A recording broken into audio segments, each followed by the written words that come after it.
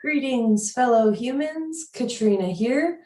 I finally took down that clock so it'll stop clicking in the background. Quick disclaimer, I am a clinician. I am not your clinician. Please do not confuse anything that I'm about to say as any sort of medical, legal, or otherwise advice.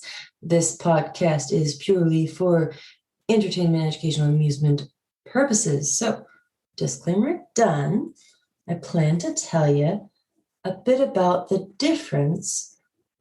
I don't really know a lot about the difference, but the difference between abuse and addiction. Then I'll tell you why, not why, but when many folks tend to have a problem with a substance or other thing. The last thing I'll end on is why healing doesn't have to hurt.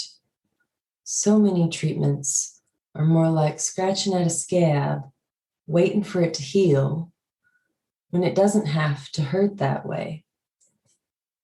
Let's get into it. Meat and potatoes. So there are many sides to this, and I really don't know the answer, but I see it as abuse of a substance, whether it's alcohol, drugs, prescription medication, gambling, whatever the case may be. I see it as abuse when you later regret that use. So somebody might have the time of their lives on a Friday night, dancing and doing whatever it is that they enjoy doing.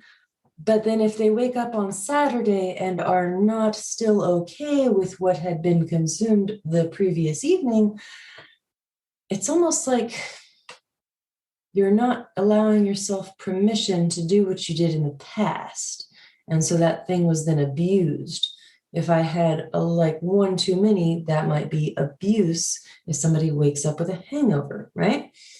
But it's more addiction. I see it as addiction when you need the substance, whatever it might be. Like I said, many college students do abuse alcohol and then learn our lessons, right? In contrast, a meth addict, for example, may have their children taken away and still use, claiming they need it. So I'd like to clarify, addiction does not need to or have to be a substance. A mood-altering substance is anything that, alters our mood, right? So the debate's still out on sugar, but most certainly things like caffeine, nicotine, methamphetamine, cocaine, alcohol, marijuana, I could go on, but I think you get the idea. Substances like that are pretty obvious that we can have addiction issues with.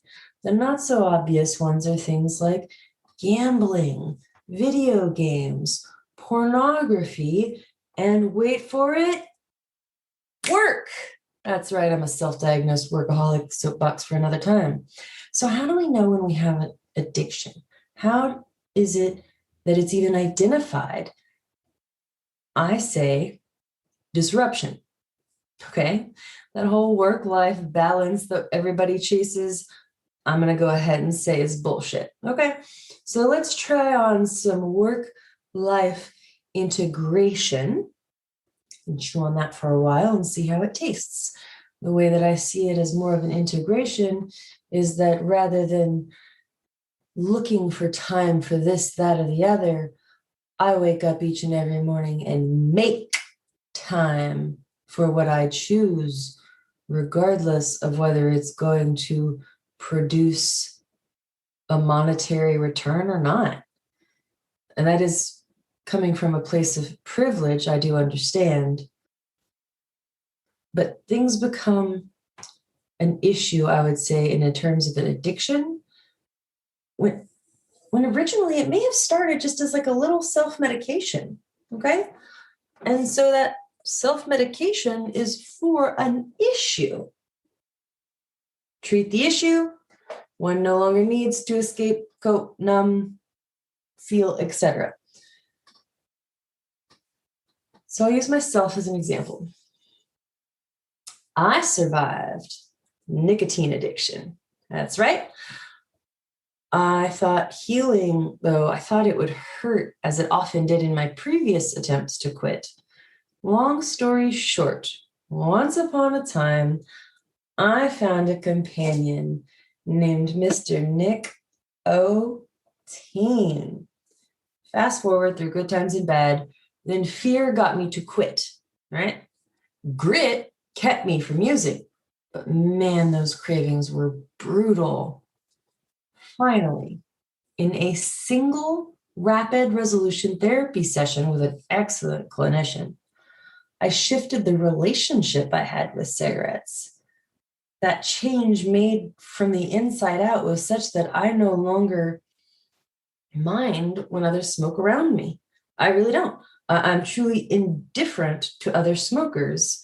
But if I look at a pack of cigarettes, I have an aversion, as the pattern of association is now some icky, sticky, gooey maggots in my mouth. I don't want that. I don't want cigarettes. There's even an app on my phone that says I have gained several months of life expectancy. So there's a couple links in the show notes to check out if you're interested in that one and done sort of shift in your entire existence. I'm a fan. Today I have mentioned some potentially helpful things.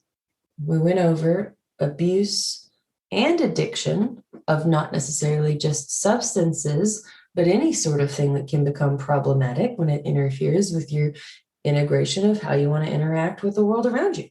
And then I also talked about when it is a problem. I hope this isn't too redundant, but we did touch on when it is a problem because it is interfering with optimal functioning, okay? And then finally, getting help. Because healing doesn't have to hurt. There is this other way. And I would say that the rapid resolution therapy that I am in training for is significantly different than the current addiction treatment models, including 12-step programs. So I'm not saying that it's true. I'm not saying that any one modality is better than any other.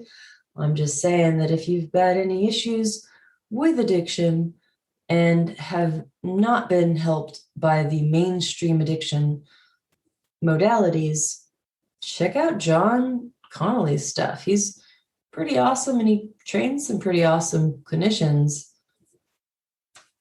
All right, so that's all I got for you today.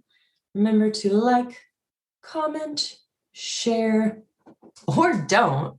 I really do appreciate each and every one of y'all's existence.